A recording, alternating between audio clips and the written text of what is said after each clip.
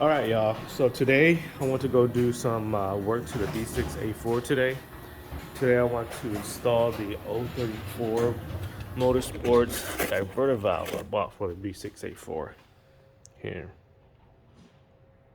So I bought this one on Thanksgiving, around Thanksgiving for the Black Friday deal. Actually took a while for it to get here just because of, I guess, they said holiday orders and being backed up because of all this pandemic issues and whatnot. Anyways, I want to get this guy installed. So let me go ahead and bring the B6 A4 into the garage because it looks like it's probably gonna rain and it's kind of cold out there. So yeah, let me pull the B6 A4 into the garage real quick.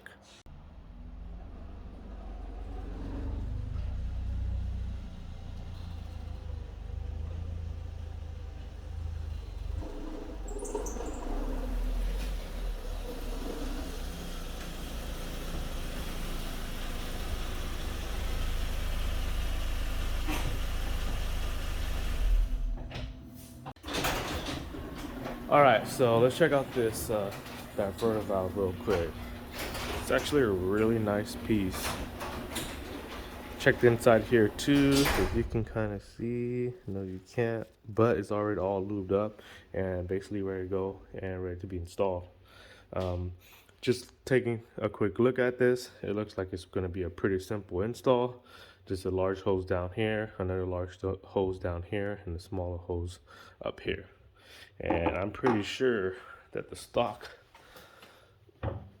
setup is it looks like exactly like the stock, and I'm pretty sure the stock hose clamp is going to be the hardest part to get off because it's like this here.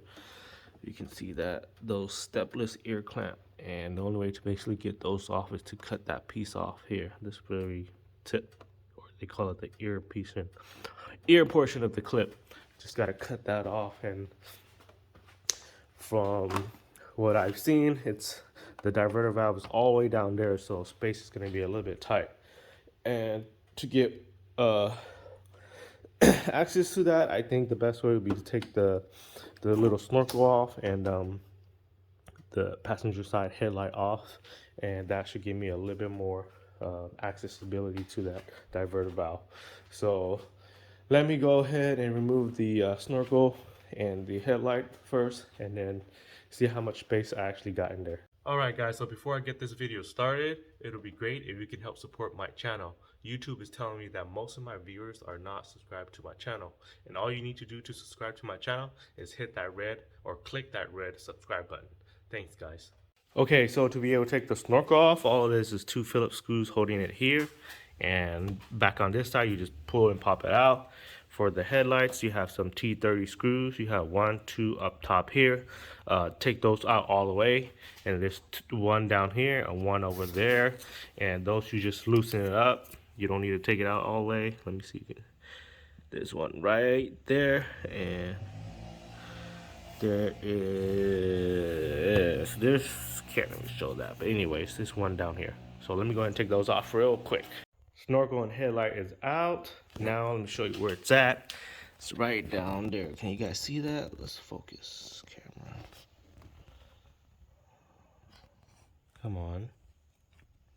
There it is. So the positioning looks like small outlet facing headlight, shorter large outlet facing motor, and the longer large outlet facing down. Now comes the fun part of removing those OEM stepless hose clamp. Okay, so let me go ahead and get those out as best as I can, and then show you guys how I remove those hose clamps. Okay, so OEM diverter valve is out. It was actually a bit easier than I thought. So what I first did was remove the 2 larger hose clamps, then remove the hose off of the diverter valve. It'll allow the diverter valve to come down even more, and then it will allow you to be able to access the smaller port here to be able to just pull the, or take off the hose and the hose clamp from the smaller port here. So the way I got to remove these guys was, rather than using this wire cutter, I actually use a Dremel tool with a small cutting disc. It already ate away most of the disc. But anyways, it was much easier than I thought. I just cut the tip off, or the, you know, where the ear portion sticks up. So this one I kind of cut it diagonally. Can't even, come on, camera. Cut it diagonally. It would cut that off, and then break that apart, and then the same thing for this one. Cut it like that, or like in half at the very tip of the ear. That was able to come off. And then for the small portion, like I said, once you take the two larger hose off, it'll come down some more. I basically just pulled it off of the top, and not even like breaking off this hose clamp. So yeah, that's how I took off the OEM diverter valve. The new one should be easier to go in because it'll now just be the adjustable hose clamp. And also, if you do decide to go the Dremel route, just be careful because I did kind of cut into the OEM diverter valve a little bit right there. So hopefully that's still usable if I ever need a spare divert valve. So I'm gonna clean up the hoses a little bit more before I put in the new 034 diverter valve. Oh, also don't forget, there's just a little zip tie that tied the smaller vacuum hose from here, like just around here, to keep it from touching anything. So make sure you cut that guy out too. Oh, and I actually forgot to mention, I actually did it from the bottom and not the top here. That's why you see the car jacked up a little bit. It was just much more easier to access the diverter valve from the bottom down here. All right, guys. So now that the OEM diverter valve is out, let's get this 034 Motorsport diverter valve in. I'm going to install it the exact same way as how I took it out. So start with the smaller port first, and then the two larger port here. So let me actually show you guys what it looks like down here again, and how much more clear the space is for the diverter valve. I'll just get this light on real quick. So basically, the diverter valve just goes right there. That's why I'm working from it from the bottom. So let me go ahead and get this new guy installed, and then I'll show you guys what it looks like after. So the 034 Motorsports diverter valve is installed. Let me show you what it looks like from the top and the bottom. So here it is from the top. So for the top, I didn't have a hose clamp small enough to be able to fit in that section. So for now, I just zip tied it.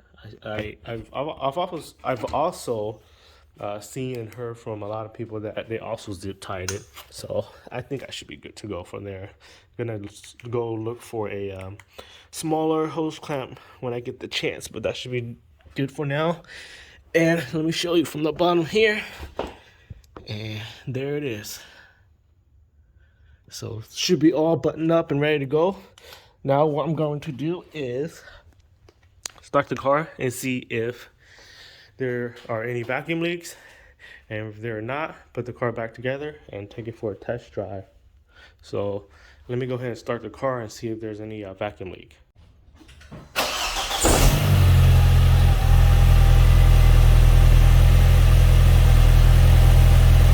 All right, so no vacuum leak and the car is running good. Let me go ahead and double check all the hoses and put it all back together, give you a little sound check. I'm pretty sure this is not gonna be any sound just because I still have my stock air box in there, but let me go ahead and do all that and give you a little sound check. Okay, car is all back together. Now time for that little sound check.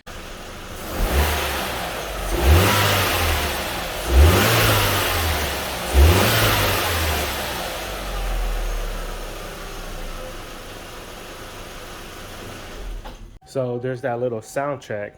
It's not that loud, or you don't really hear that recirculation because I still have my stock air box in there, but once I get my custom setup in there, it'll be much louder for sure. Anyways, now I'm gonna take it for a test drive. So I'm gonna take it for a test drive on my way to work, and we'll see how the car drives. All right, guys, time to hit it work and take this car for a test drive with the new diverter valve. So let's see how this goes. All right, guys, so I just got to work. It's about a 40-mile drive, and put some miles on the new diverter valve. Anyways, first impression. So I don't really feel all that much of a difference. I kind of feel like the throttle response in the first few gears, in the first portion of in the gears, was a little bit better. Also, the air diverting noise was a little bit more pronounced, but that's because I did remove the sound deadening material inside of the stock airbox. Other than that, I don't really feel that big of a difference. But granted, I am actually stock. The car is bone stock, no performance modifications at this time.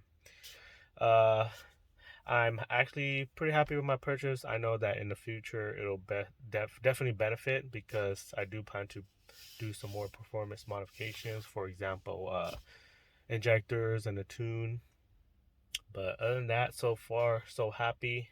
I still gotta drive home from work after work, so I'll put a little bit more miles on there and then just see how it goes from there. Other than that, the car drives fine, drives good. No issues with the diverter valve so far. So it's the next day and it's raining.